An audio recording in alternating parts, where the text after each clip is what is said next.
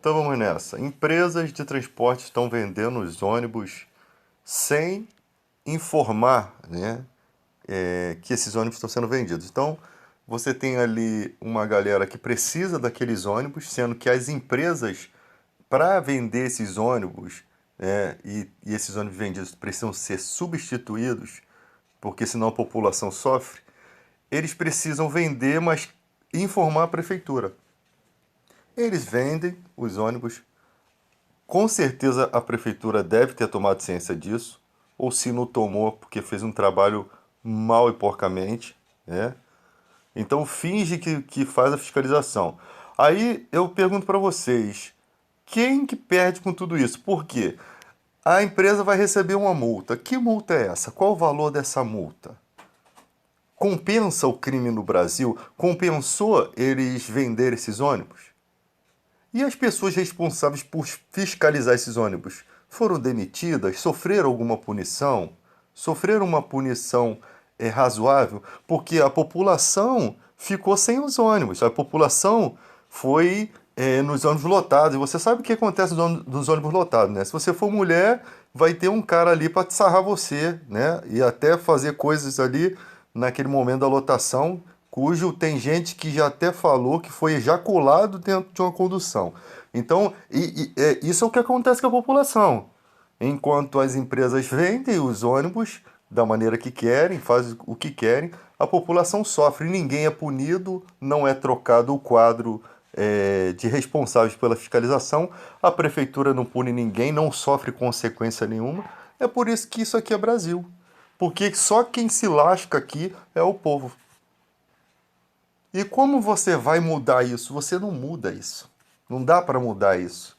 Porque toda vez é a mesma notícia com só muda um pouco a estrutura empresarial, mas é sempre a mesma coisa. Precisa se dar mais força. Se você der mais força para quem fiscaliza, dificulta um pouco. É lógico que a empresa vai ter que comprar os fiscais também. Mas ainda há o risco do cara ser demitido. Nesse caso aqui, não há risco nenhum.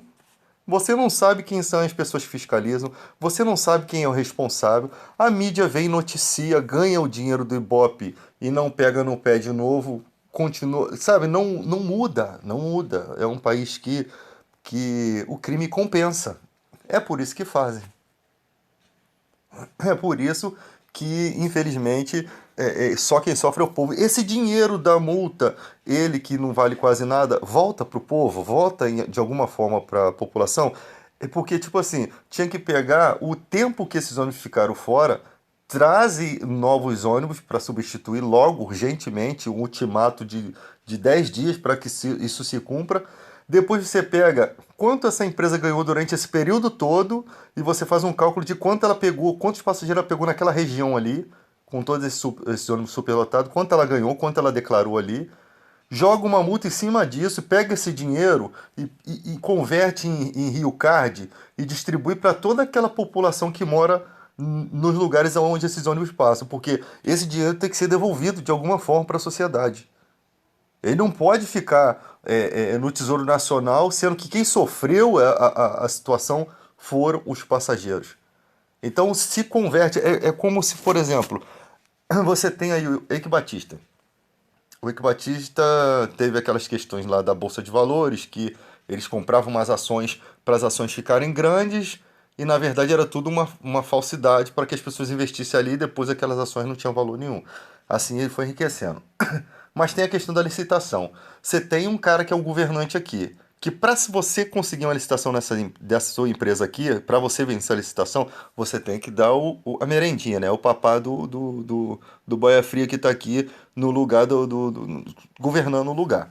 Aí você vai dar aquela merreca para esse cara vai e te coloca naquela licitação, aí você cobra 5 vezes mais os valores de uma obra. Quer dizer, você superfatura, você ganha bilhões e esse retardado aqui ganha uma miséria, ele é só uma marionete, né? Porque ele tem que dividir aquela migalha com outros. E só quem sofre é o povo brasileiro, que perde todo esse investimento aqui. Porque outras empresas deixam de investir aqui no Brasil por ver essa maracutaia. Não tem. O comércio não tem. As pessoas não têm autenticidade, então não vou botar uma empresa ali. Aí, quer dizer, quando se descobre a situação, aquele dinheiro que essa empresa pegou, que ficou anos e anos investindo em outras empresas, ela não volta para o Brasil. Ele não volta. Um pedaço vai para a Polícia Federal, que não fez o seu trabalho preventivo, né? Porque poderia pegar esse trâmite na hora, através da fiscalização disso daí, né? Dos fiscais do Tribunal de Conta da União. Tem como fiscalizar. Não, eles não pegam, não. Eles deixam criar uma máfia para eles poderem aparecer, que eles são poder, né? Não, a gente é a Polícia Federal, somos os caras de preto, os MIB. Aí prende, né? Depois de 16 anos, de 10 anos, de 20 anos. Não, já estávamos investigando, a gente queria pegar era todo mundo. Não faz esse trabalho preventivo, deixa o país levar o prejuízo. Aí, quando consegue prender o cara, pega os espólios dos bens, né, e tal. A empresa continua viva aqui, né? Empresas que foram construídas a partir daquele dinheiro estão vivas, estão aí, e não devolve nada pra gente. E não devolve nada pro país. Não, coloca ali, essa empresa agora vitalícia, de forma vitalícia, vai ter que devolver todo ano para o país 5% do seu faturamento. E esse dinheiro vai ser investido em educação, infraestrutura, e esse dinheiro vai ser fiscalizado para se chegar aos lugares certos. Não, não acontece isso. As empresas enriquecem, alguém paga o pato, olha o pato que os caras pagam, prisão domiciliar. A casa do cara é um bordel, o cara tem tudo ali. Mulheres, comida, tudo. Pra que vai sair de casa? Seria dono de uma mansão, é dono da Barra da Tijuca, praticamente. Tem cinema em casa. A punição, ela é muito fraca aqui no Brasil. Vai você, no seu trabalho, roubar alguma coisa. Um exemplo, você pegou ali um alicate, ali, alguma coisa, te botam na cadeia, irmão. Ah, justa causa, perde 8 anos de cadeia. Perde 8 anos de casa. Eu vi dois caras, um bateu o cartão do outro no trabalho, os dois um com 6 anos, o outro com 5 com 4 anos, mandado embora por justa causa. Porque um bateu o cartão do outro. Isso é crime muito gravíssimo numa empresa. Foram os dois mandados embora por justa causa. O pobre tem a punição severa. O rico não tem punição nenhuma. O rico, a punição dele é muito fraca. O político tem todas as proteções, todos os foros. E agora eles acham que com foro privilegiado eles têm direito de ofender os idosos do STF, porque são pessoas idosas. Já é uma falta de respeito você ofender uma pessoa idosa. Ainda mais sendo eles da Suprema Corte. É um desrespeito. E ameaçar é um crime muito pior. Imagina um cara ameaçando o seu avô. Porque você não é neto do cara, mas e os netos daquele cara ali, que possivelmente são juristas, são juízes, são advogados, ou são médicos? Você imagina, se põe na pele daquela pessoa, né? Gostavam de fazer muito piada sobre a Cláudia Hanna aí e tal. E os filhos da mulher, e os netos da mulher, e aquelas pessoas que as ama. Você vai ficar a vida toda fazendo bullying com uma pessoa, sabe? É ridículo. Tu tem que ter o seu limite. Você tem que pensar na pessoa. Ah, mas se ela não quisesse, ela não pousava no. Não é assim que funcionam as coisas, tá?